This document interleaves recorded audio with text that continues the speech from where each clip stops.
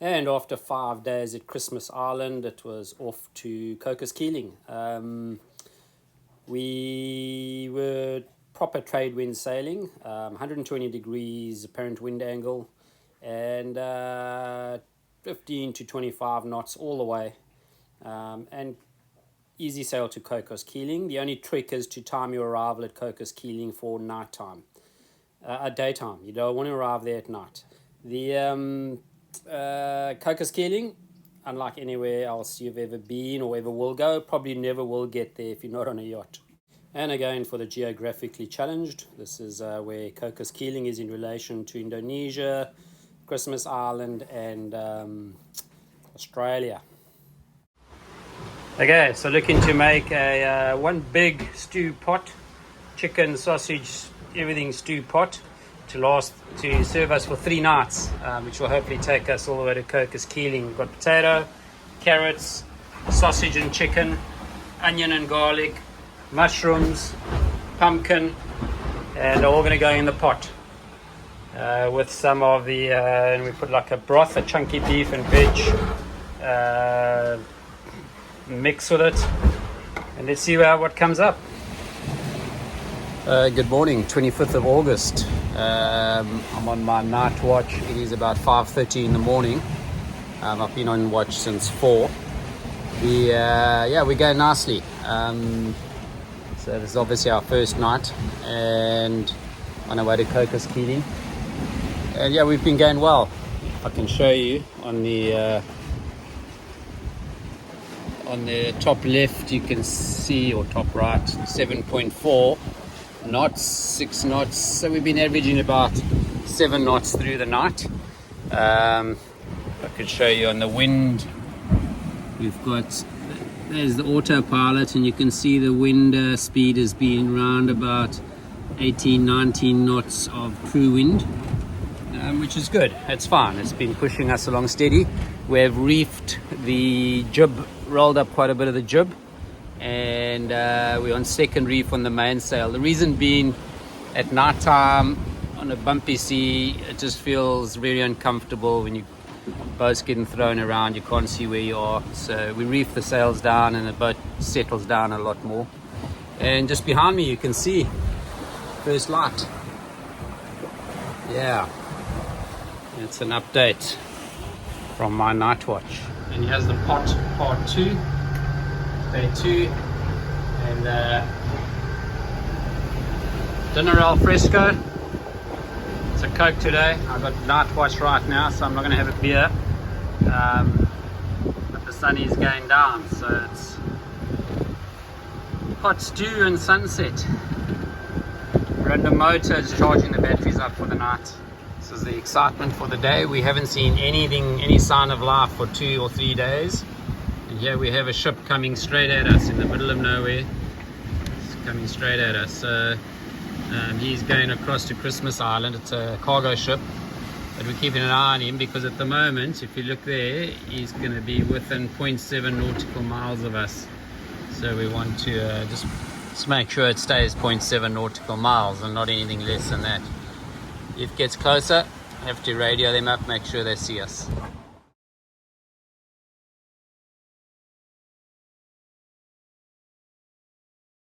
Now it's back down. And we got a visitor up here. So it's just brief. It's like a red-footed booby. Now we're in. Alright, day 4. Christmas Island to Cocos Keeling, and we are arriving. See, there we are. That's the purple line is our course line into the lagoon. We just go in there, chop left, and anchor down at Direction Island. This is our view at the moment coming up to, and it's not much.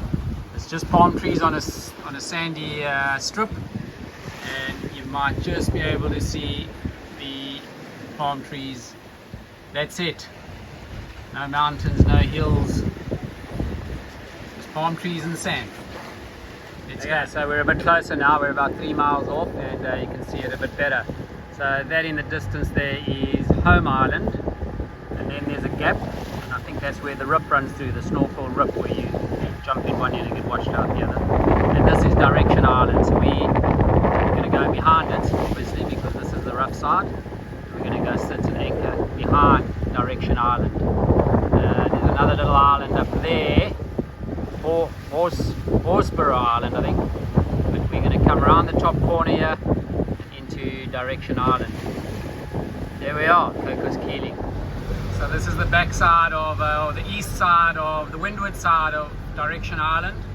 Hopefully it's a bit calmer on the other side where we got to anchor. Certainly couldn't anchor in this mess. It's pretty big out here. So there we are, coming in at the top. We're going to go in there, around the yellow buoy, around the red buoy, and into this area here. That's Direction Island anchorage. What we are watching right now, you can see that's high tide, that's low tide, that's high tide.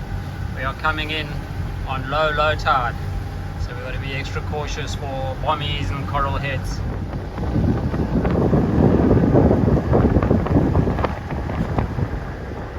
This is the back of Direction Island. We're going to go around that point into the lagoon and go look for some protection from those few palm trees.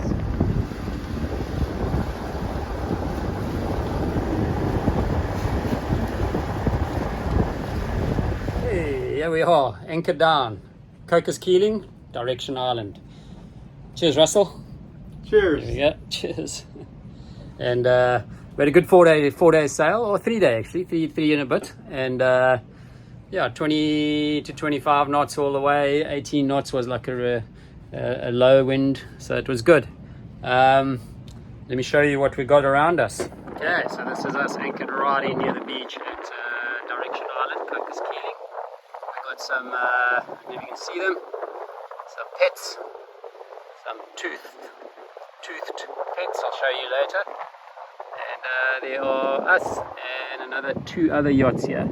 Kismet, who we know from Christmas Island. Over there is Kismet. And yeah, this is Cocos Keeling.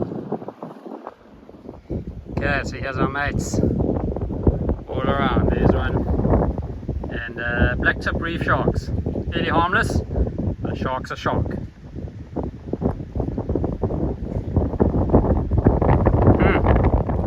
And that is the guys that just come checked us in. Very helpful, lovely boat.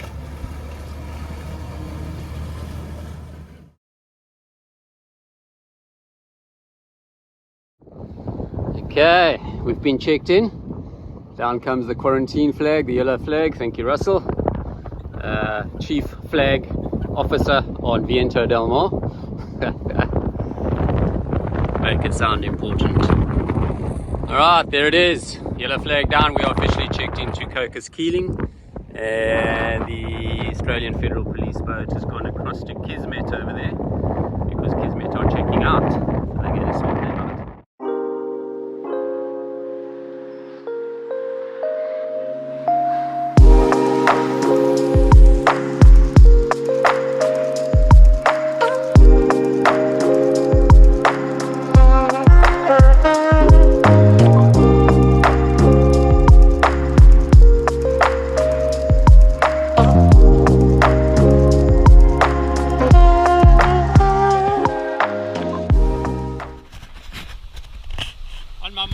And this is the northern tip of Direction Island.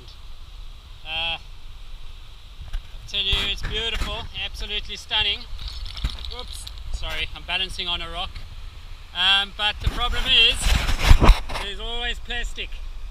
You can see the plastic, and obviously coming from all over the world.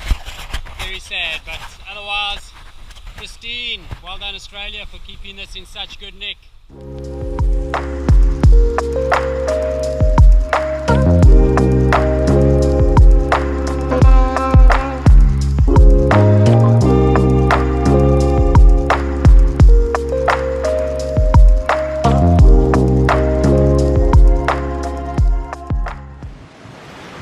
This is it. That's the sailors' hangout.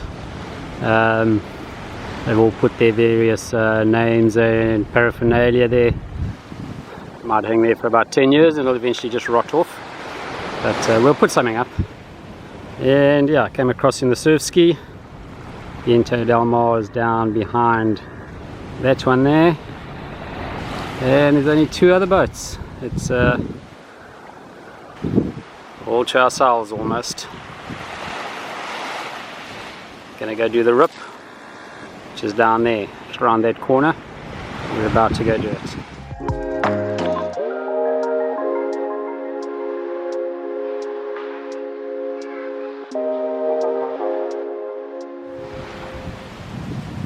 And we're here on Direction Island, 5 o'clock. We're out for some drinks. All the boats in the anchorage to come. I think some are late, some are still out scuba diving. Others are still coming back from the ferry from West Island.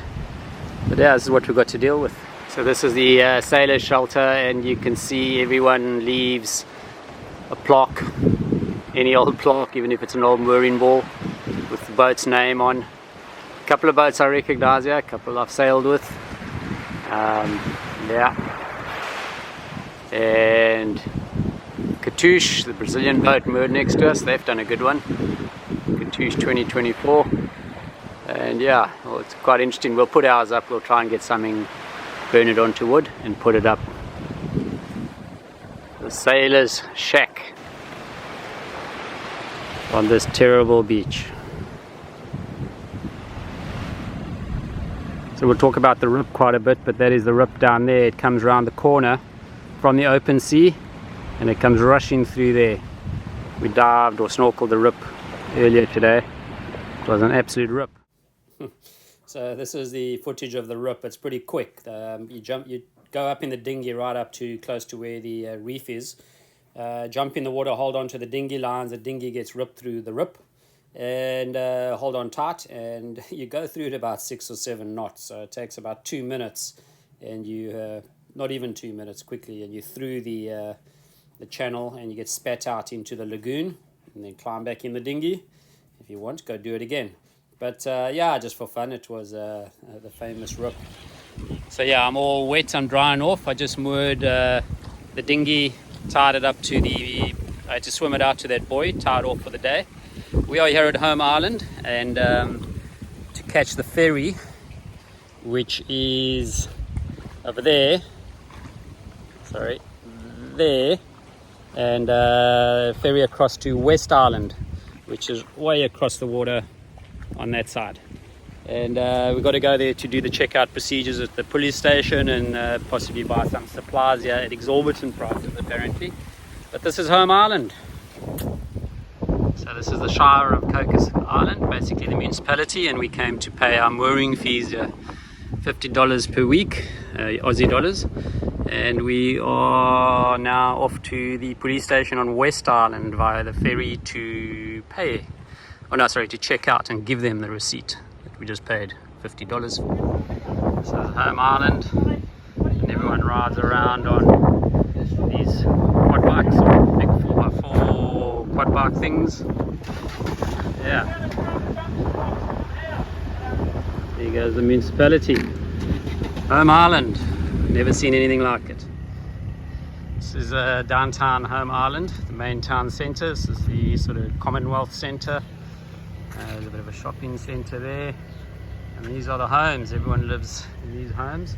Home Island, very much a Muslim Malay community, but obviously all Australian citizens, and fascinating place. And this is the supermarket. It's actually not too bad. It's got the very basics, but at a super expensive price. And that is this is the parking lot for the supermarket. Yeah. So here we are waiting for the bus. Sorry, the ferry. Junior Viento Del Mar waiting there. Not a bad little view to sit and wait in the park here. The ferry's over there. We've got about a 45-minute wait. So right across from the beach or the park, we're sitting. That is the speed limit, 8 kilometers an hour in the suburban area. Don't ever complain about speed limits. And they've got a nice little park here, fry or barbecue facility over there, which is There's gas and free for all. Yeah, nice. And here we are on the ferry. And look what it's got. Look at that. An air conditioning unit. First aircon we've had in a long time, but it's actually not too bad outside.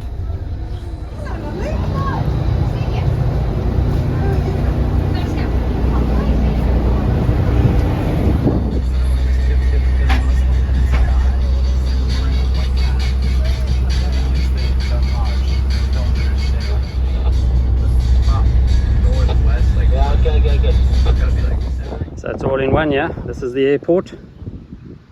That's the runway. And the federal police, where we've got to go to check out the country, is over there. The Aussie flag gives it away. This is Cocos Island Golf Club.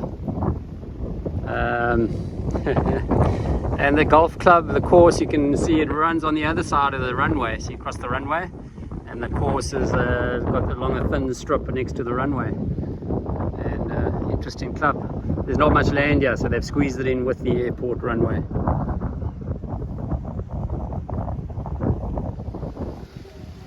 So we're having drinks here at the Cocos Club. This is pretty much the only bar on the island. And right next to the airport there's a plane about to take off. Let's see if I can catch it.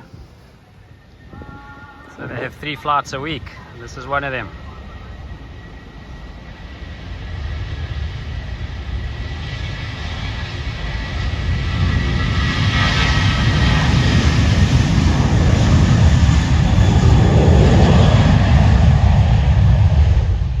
And the next few video clips and pics are just really Cocos Keeling and Direction Island. As I say, unless you've got a yacht, you're going to battle to get there. You can fly in there at a hell of an expense, but very, very remote.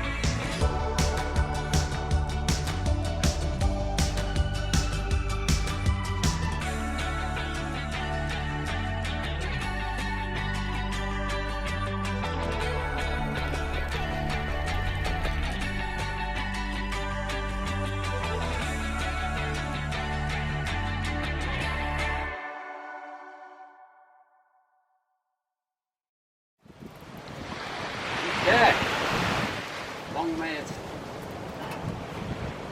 stay up here.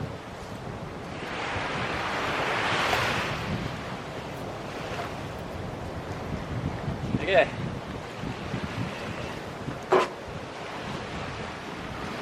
So yeah, big day at the sailors' shelter here at Direction Island, Cocos Keeling, and Viento del Mar has put itself up for hopefully many years.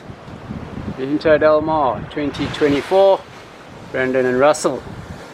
Long may it hang up there together with all these other boats, and trust me, most of these boats will have gone round the world. And this boat we know, Shante. Where's Shante? Shante, one of the boats we sailed through the Panama Canal with, and a lot on the Pacific. Will and Karen on Shante, now in New Zealand. And their friends is Flower. Flower Girl is over there.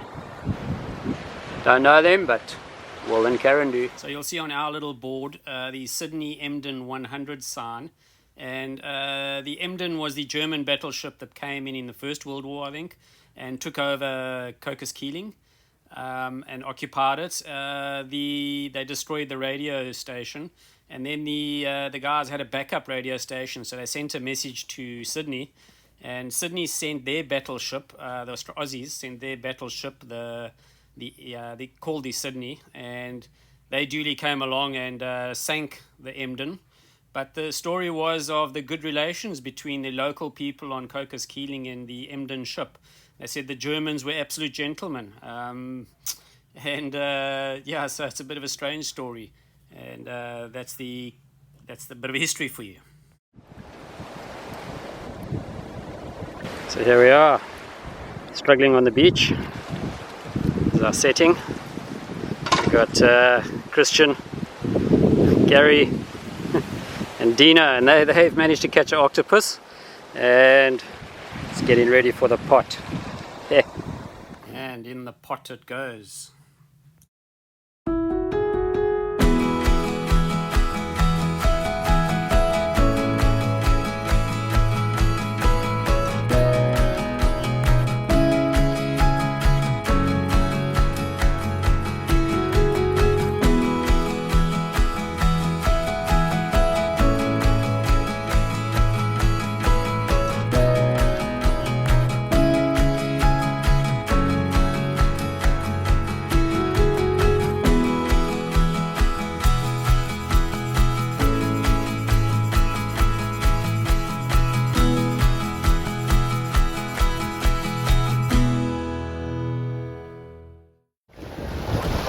Goodbye Direction Island, goodbye Cocos Keeling. It is the 1st of September, spring day, and in the southern hemisphere anyway, and we are on our way.